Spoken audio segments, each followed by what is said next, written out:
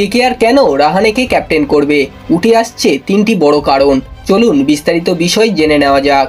দলে রয়েছে 23 কোটি টাকার ক্রিকেটার, অথচ কেকেআর নাকি ক্যাপ্টেন্সিতে ভরসা রাখছে 1.5 কোটি টাকার ক্রিকেটারের ওপর। 23 কোটি 75 লক্ষ টাকার ভেঙ্কটেশ আয়ারকে টপকে কেকেআরের অধিনায়ক হতে পারেন 1.5 কোটি টাকার আজাঙ্কে রাহানে।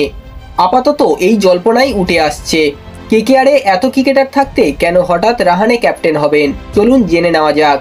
কেকেআর অধিনায়ক হিসাবে কুইন্টন ডিকক ও সুনীল নারিনের কথাও শোনা যাচ্ছিল, তবে আপাতত যা খবর রাহানে এগিয়ে রয়েছেন দৌড়ে।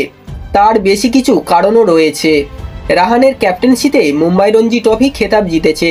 এছাড়া আইপিএলে রাজস্থান রয়্যালসের ক্যাপ্টেন ছিলেন তিনি, অর্থাৎ ক্যাপ্টেন্সির অভিজ্ঞতা বেশ ভালোই রয়েছে রাহানের।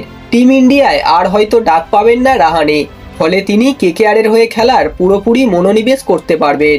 এটাও কিন্তু নাইটদের জন্য একটা বড় প্লাস পয়েন্ট।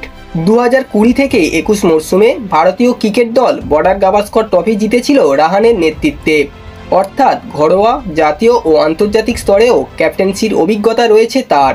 কেকেআর তাকে ক্যাপ্টেন করলে কি খুব বড় ভুল করবে? অবশ্যই আপনাদের মতামত কমেন্ট বক্সে জানাবেন।